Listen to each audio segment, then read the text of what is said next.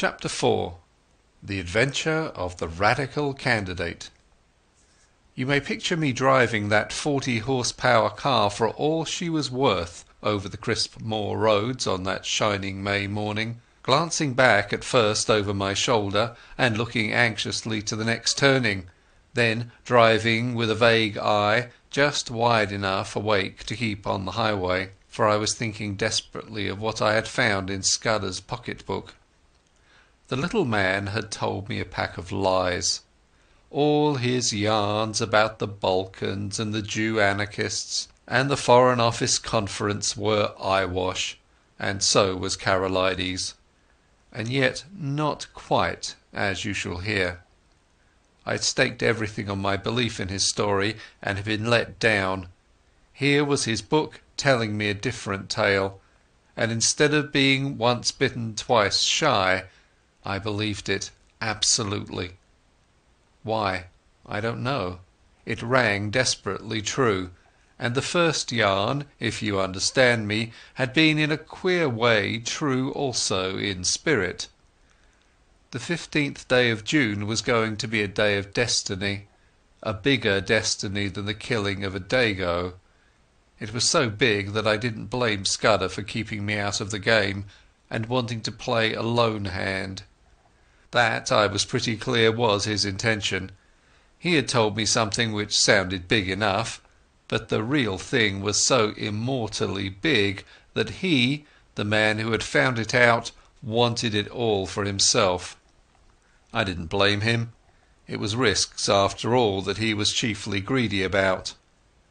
The whole story was in the notes, with gaps, you understand, which he would have filled up from his memory.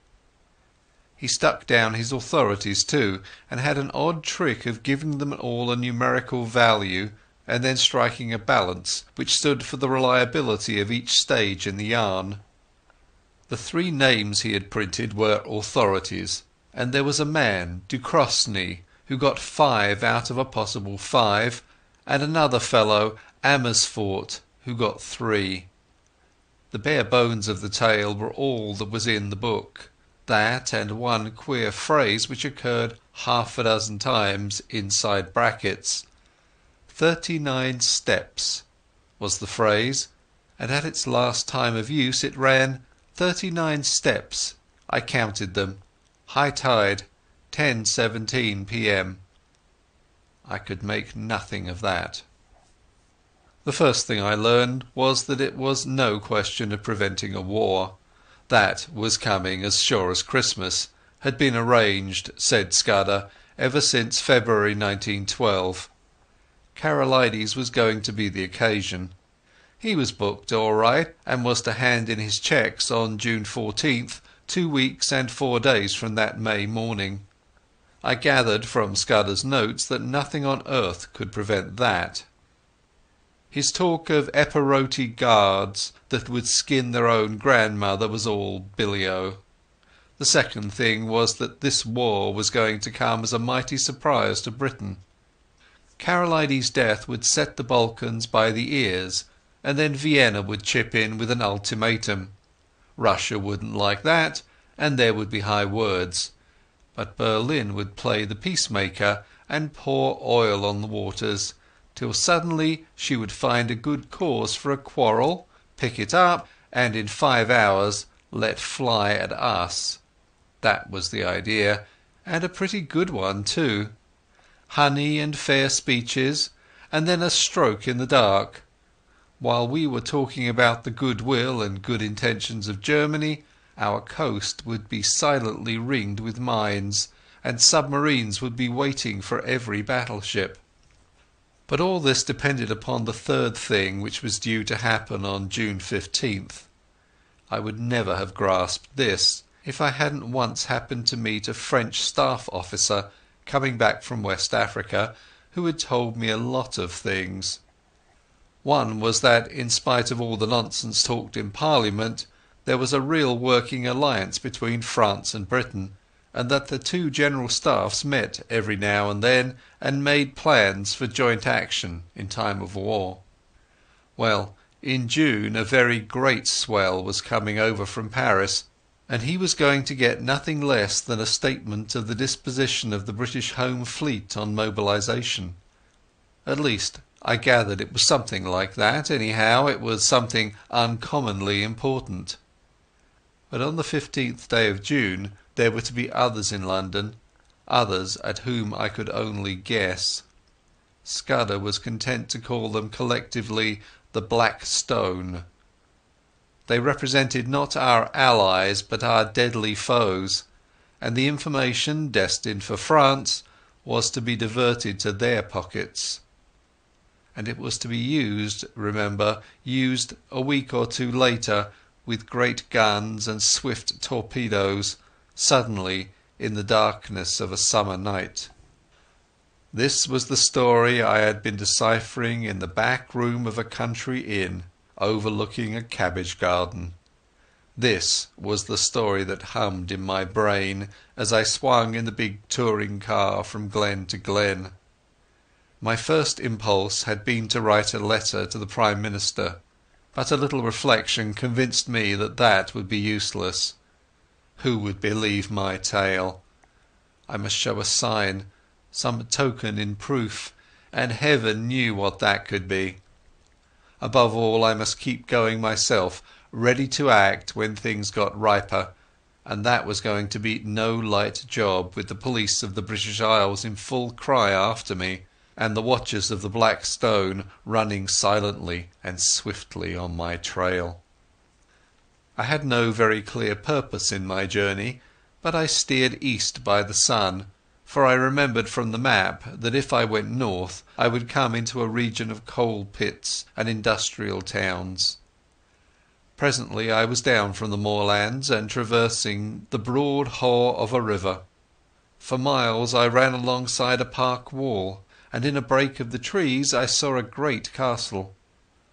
I swung through the little old thatched villages and over peaceful lowland streams, and past gardens blazing with hawthorn and yellow laburnum. The land was so deep in peace that I could scarcely believe that somewhere behind me were those who sought my life. Ay, and that in a month's time, unless I had the almightiest of luck, these round country faces would be pinched and staring, and men would be lying dead in English fields.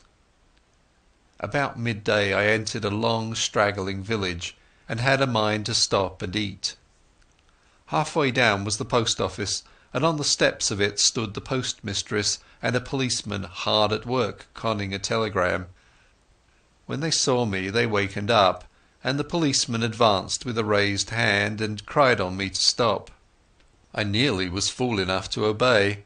Then it flashed upon me that the wire had to do with me, that my friends at the inn had come to an understanding and were united in desiring to see more of me, and that it had been easy enough for them to wire the description of me in the car to 30 villages through which I might pass. I released the brakes just in time. As it was, the policeman made a claw at the hood and only dropped off when he got my left in his eye. I saw that main roads were no place for me, and turned into the byways.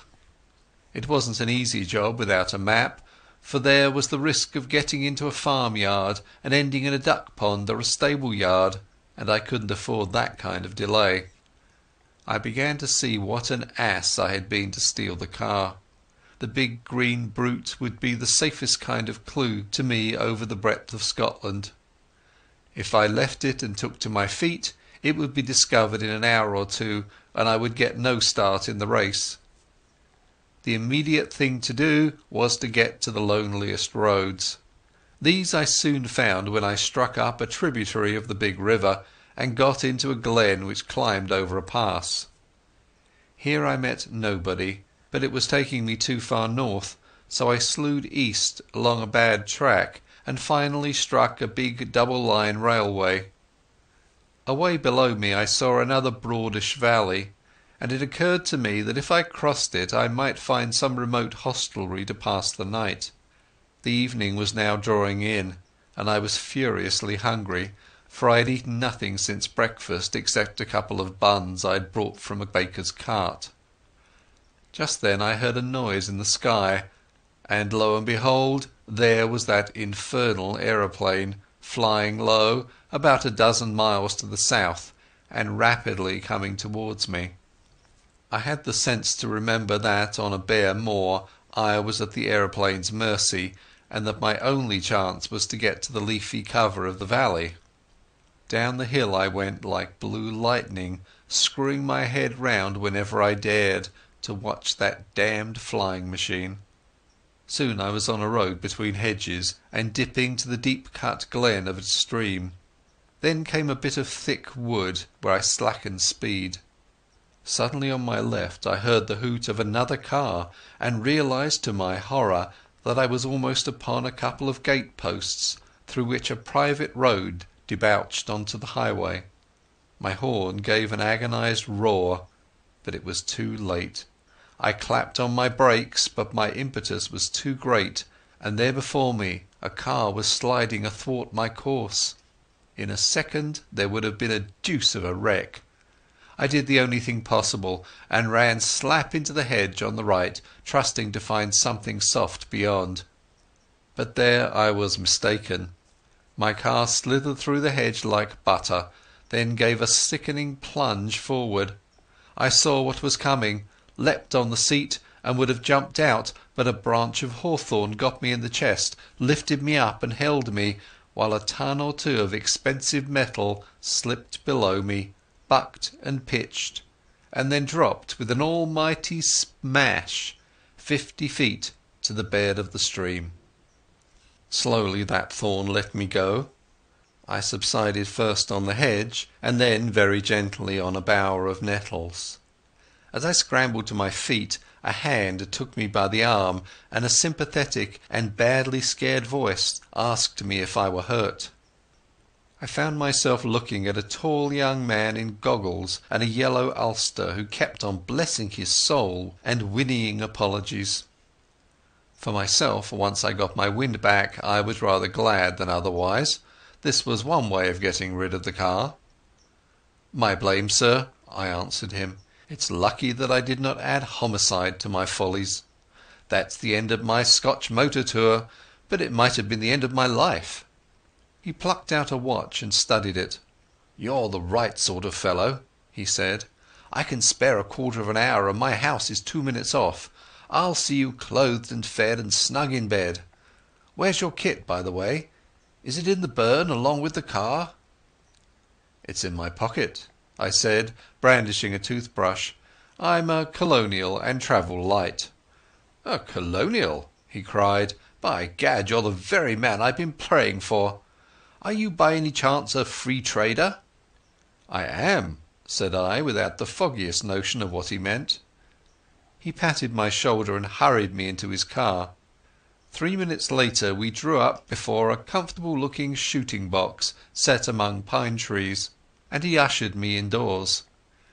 He took me first to a bedroom and flung half a dozen of his suits before me, for my own had been pretty well reduced to rags. I selected a loose blue serge, which differed most conspicuously from my own garments, and borrowed a linen collar. Then he haled me to the dining-room, where the remnants of a meal stood on the table, and announced that I had just 5 minutes to feed. "You can take a snack in your pocket, and we'll have supper when we get back. I've got to be at the Masonic Hall at 8 o'clock or my agent will comb my hair." I had a cup of coffee and some cold ham, while he yarned away on the hearthrug.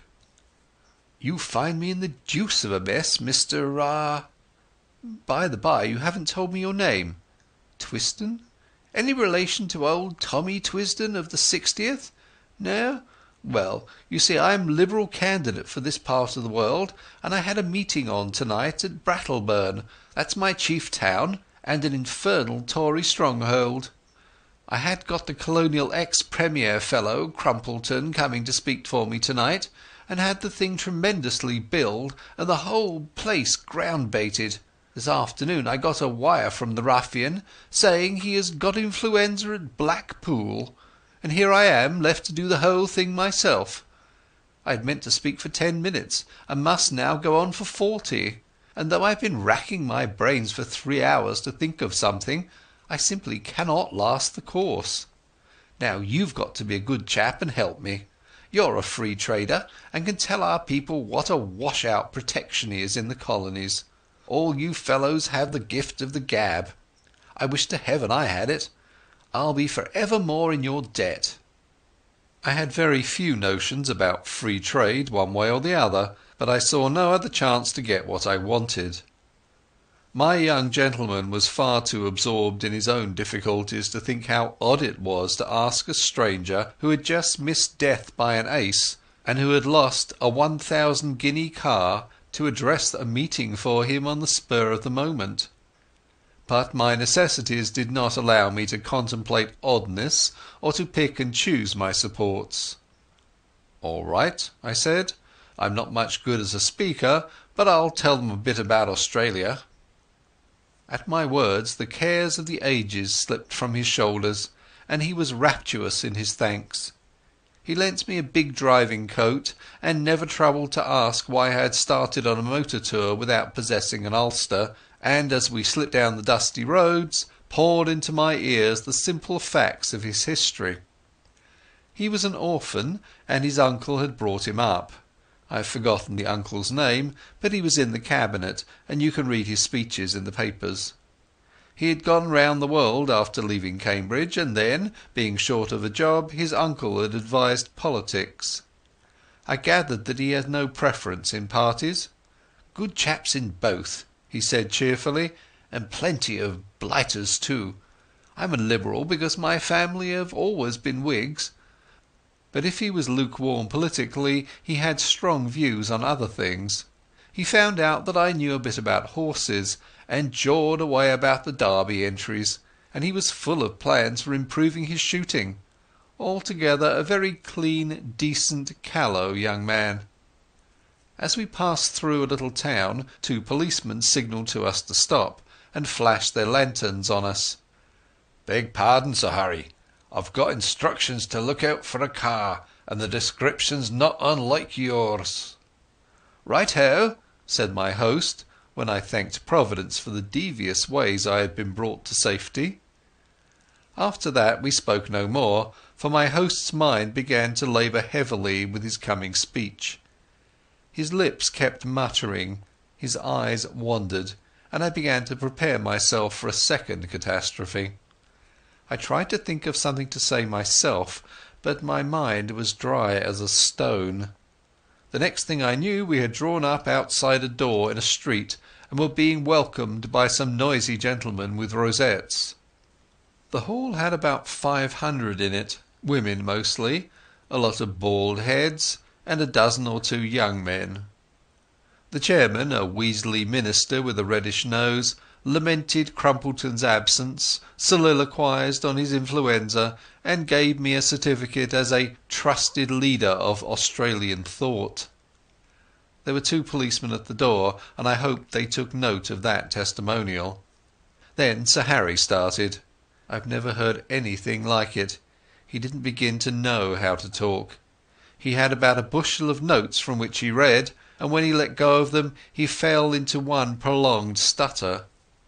Every now and then he remembered a phrase he had learned by heart, straightened his back, and gave it off like Harry Irving, and the next moment he was bent double and crooning over his papers.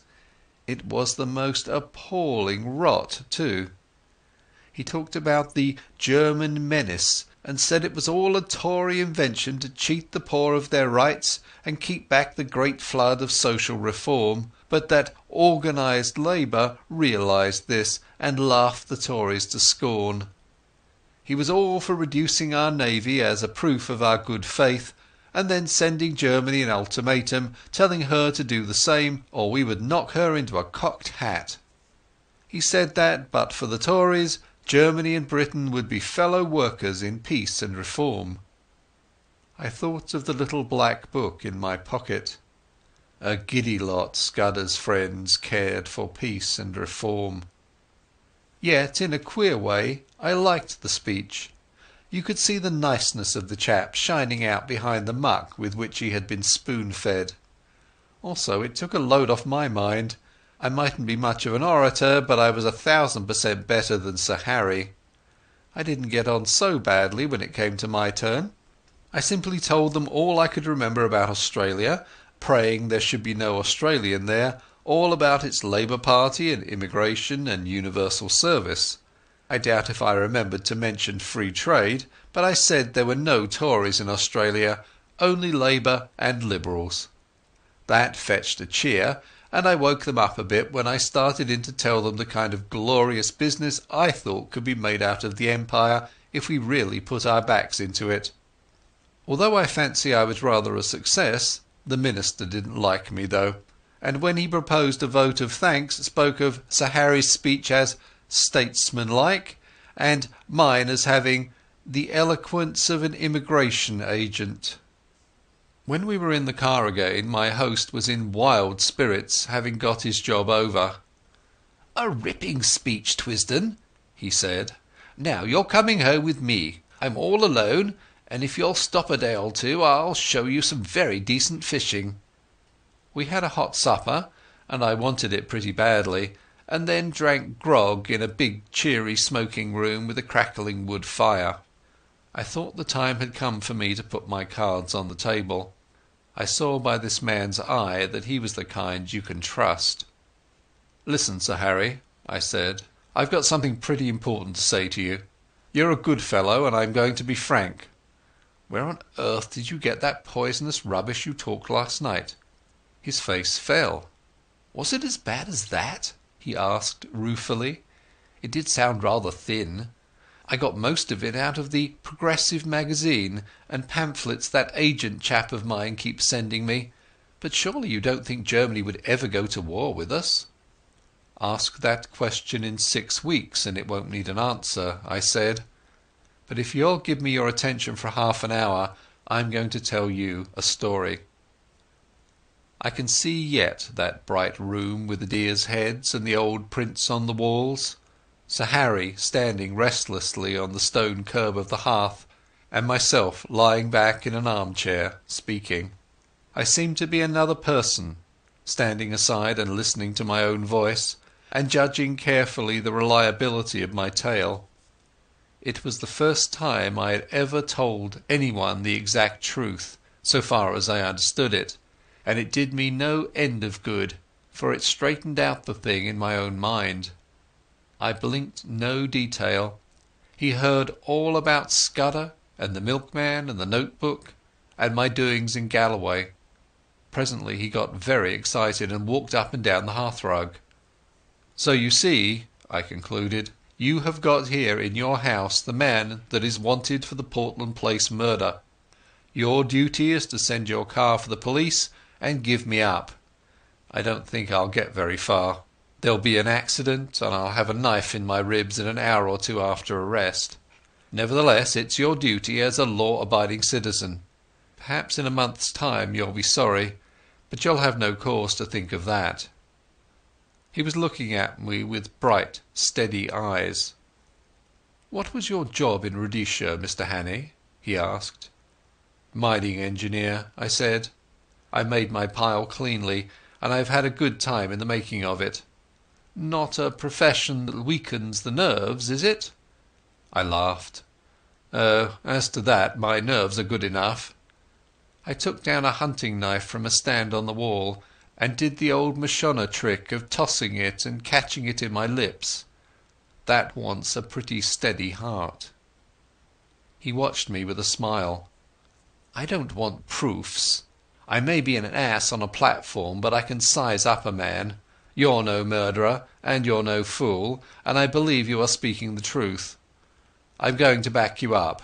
Now, what can I do?" "First, I want you to write a letter to your uncle. I've got to get in touch with the government people some time before the 15th of June. He pulled his moustache. "That won't help you. This is Foreign Office business, and my uncle would have nothing to do with it. Besides, you'll never convince him. No, I'll go one better.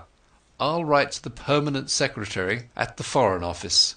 He's my godfather, and one of the best going. What do you want?" He sat down at the table and wrote to my dictation.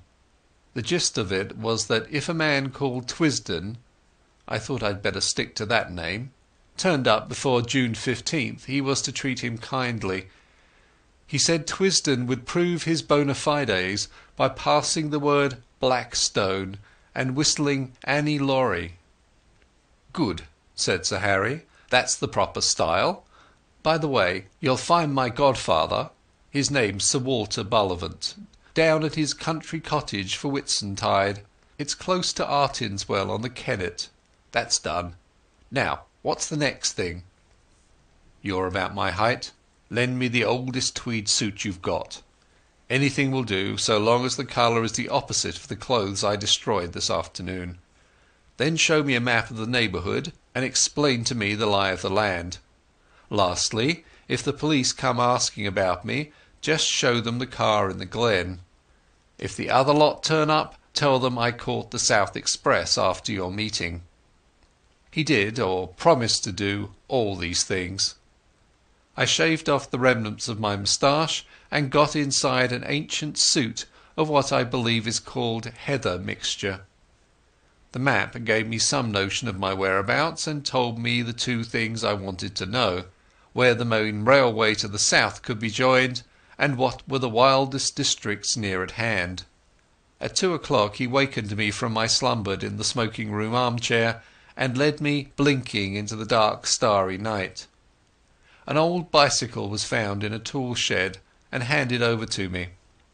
"First turn to the right up by the long fir wood," he enjoined. "By daybreak you'll be well into the hills. Then I should pitch the machine into a bog and take to the moors on foot. You can put in a week among the shepherds and be as safe as you were in New Guinea." I pedalled diligently up steep roads of hill gravel till the skies grew pale with morning. As the mists cleared before the sun, I found myself in a wide green world of glens falling on every side, and a far-away blue horizon. Here, at any rate, I could get early news of my enemies. Chapter 4